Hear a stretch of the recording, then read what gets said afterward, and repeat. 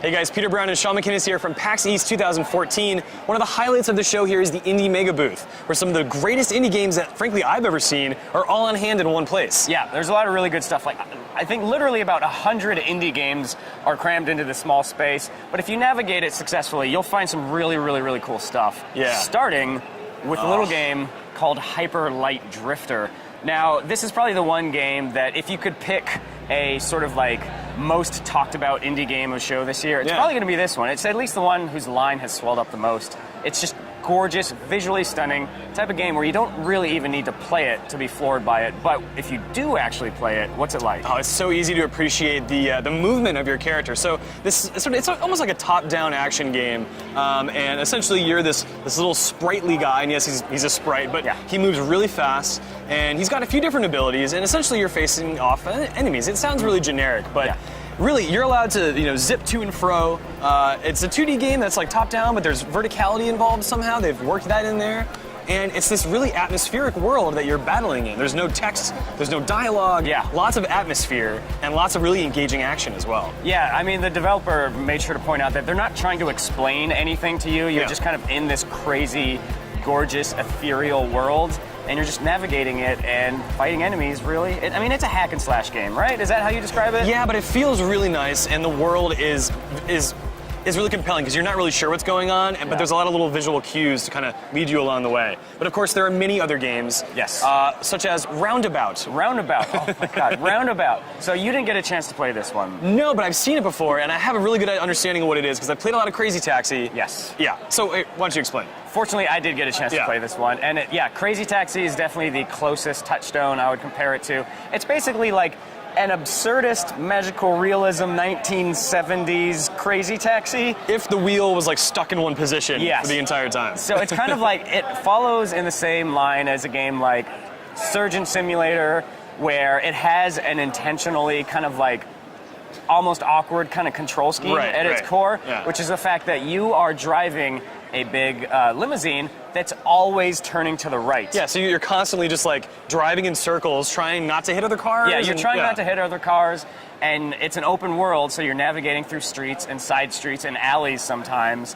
And you run around, you pick up customers. When you pick them up, it triggers these really funny full motion video cutscenes. Yeah. FMV, as the kids call them. Right.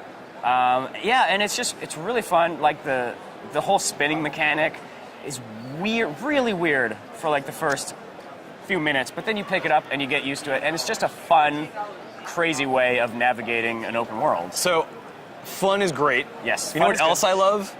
Dark, morose games that really make you question the decisions you make in life. Yes. Such as Gods Will Be Watching, which is an adventure game through and through. Well, it's a point-and-click game with little vignettes, right? And so you basically are presented with these scenarios where the people's lives sort of hang in the balance of your decisions.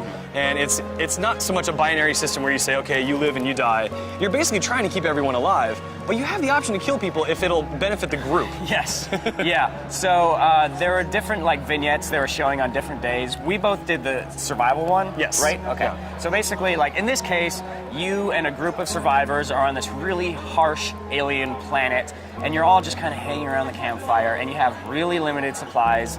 Morale is a huge issue, and you are the guy in charge, and you make the decisions of what you do, and you only have like I think about 5 or so actions within a particular day. Right, yeah, and as it shifts, from night to the following morning, the results of your actions, you're told like, okay, well, you didn't really give John the pep talk he needed, or you didn't give Melissa the cure to the virus that's permeating the world, and now she's dead, and John ran off into the woods because like a madman, and probably isn't going to come back. Yeah. And John was the guy who could create the cure for the virus. Yes. So now everyone could succumb to this illness. Yeah. It's just one of those games where you're just constantly racked with guilt over the decisions that you've made, but you carry on because there's still hope for survival. You have the best intentions, but ultimately you feel like a piece of shit.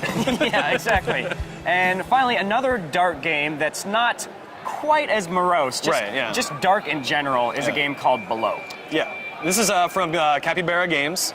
It was exclusive to Xbox One for a point in time. They recently announced a Steam release, which I think is wonderful. Yeah. Because this game, it presents a really large landscape, and you're a really tiny character, and it's sort of driving home the theory that you're incredibly isolated and incredibly fragile compared to the environment around you. Yes, absolutely. Now, like Hyper Light Drifter, it's also a game with no HUD elements, no explanation. You're on this beach and you kind of press forward and you discover this cave and you're just descending through it. And they told me that Dark Souls was a huge inspiration. Oh yeah, they have the whole bonfire system. Yeah, it seems like bonfire ripped right system. from that. Yeah. Spelunky was a huge inspiration with the randomly generated worlds.